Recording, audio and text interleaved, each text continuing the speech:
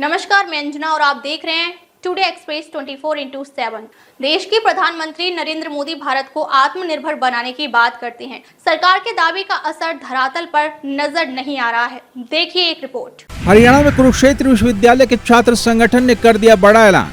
पानीपत में ईपीएफओ विभाग को छात्र संगठन के अध्यक्ष की बड़ी चेतावनी। छात्र संगठन ने ईपीएफओ विभाग में भ्रष्ट अधिकारियों के खिलाफ किया जंग का ऐलान। एक युवा महिला उद्यमी को न्याय दिलाने के लिए छात्र संगठन करेगा बड़ा आंदोलन।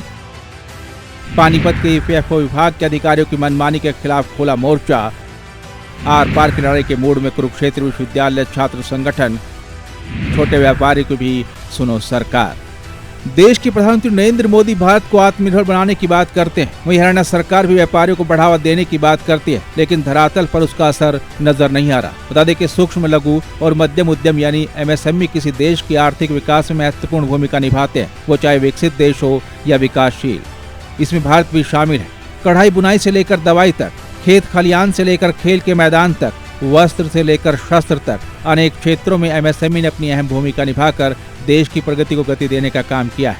लेकिन छोटे व्यापारियों की परेशानी के कारण जब प्रशासन ही बन जाए तो क्या कहा जाए। दरअसल सोशल मीडिया पर एक वीडियो तेजी से वायरल हो रहा है, जिसमें पानीपत के ईपीएफओ अधिकारी रंजीत पर गंभीर आरोप लगे। बताया जा रहा है कि आए दिन ईपीएफओ अधिकारी अपनी पोजीशन का फायदा उठाकर पीएफ के नाम पर छोटे व्यापारियों को परेशान कर रहा है, जिसके खिलाफ कुरुक्षेत्र विश्वविद्यालय के छात्र संगठन ने मोर्चा खोल दिया है। साथियों, हम छात्र संगठनों के संज्ञान में एक बड़ा गंभीर मुद्दा आया है कि एक लड़की जो बालिक है पानीपत से, उसके परिवार ने और जब उसने बिजनेस करना चाहा तो कुछ रिश्वतखोर भ्रष्टाचारी अफसरों ने उसको ये कहा गया कि आप बिजनेस के लिए अयोग्य हैं। उसकी एज को मुद्दा बनाया गया। एक ईपीएफ अधिकारी है जो हेड है डिपार्टमेंट का रणजीत, ये सब उसकी करतूतें हैं। ये कह रहा है कि मैं बिजनेस नहीं कर सकती। तो साथियों देखिए, बिजनेस है जो हमारे रोजगार का सबसे बड़ा साधन है। एमएसएमई और भारतीय सरकार, हरियाणा सरकार लगातार इसको प्रमोट कर रही है, लेकिन वह धरातल पर क्यों नहीं पहुंच रहा? क्योंकि रणजीत सिंह जैसे बेईमान अधिकारी इस प्रकार की गलत गतिविधियों के अंदर संलिप्त है। हम हरियाणा सरकार से निवेदन करते हैं, भारत सरकार से निवेदन करते हैं कि जल्द से जल्द इस बेईमान और भ्रष्टाचारी अधिकारी के खिलाफ सख्त से सख्त कार्रवाई की जाए और उस पानीपत की लड़की जो बिजनेस करना चाहती है उसको जल्द से जल्द न्याय मिले। यदि ऐसा नहीं होता है तो हम छात्र संगठन सभी मिलकर सरकार के खिलाफ एक बड़ा आंदोलन शुरू करेंगे। तो सुना आपने कुरुक्षेत्र विश्वविद्यालय के छात्र संगठन का बड़ा बयान, जिसमें पानीपत के ईपीएफओ अधिकारी रंजीत पर गंभीर आरोप लगाए जा रहे हैं। बताया जा रहा है कि इससे पहले भी ईपीएफओ अधिकारी रंजीत की कई बार शिकायत की गई, लेकिन वो अपने रसूख के चलते हर बार बच जाता है। आरोप ये भी है कि ईपीएफओ अधिकारी रंजीत अपने आप को कानून और संविधान से ऊपर मानता है। चलिए आपको बताते हैं कि आखिर क्या है कर्मचारी भविष्य निधि संगठन यानी ईपीएफओ।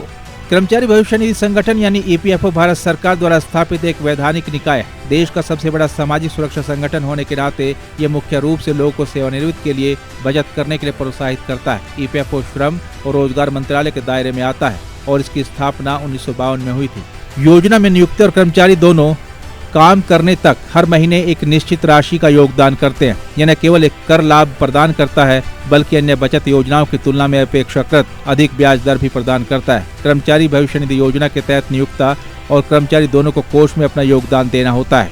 राशि पर अर्जित ब्याज सदस्य के भविष्य निधि खाते यानी पीएफ खाते में जमा हो जाती है और कर्मचारी को सेवानिवृत्ति या नौकरी से बाहर निकालने के समय तक उपलब्ध कराई जाती है। जैसा भी मामला हो, बशर्ते कुछ शर्तें पूरी हो।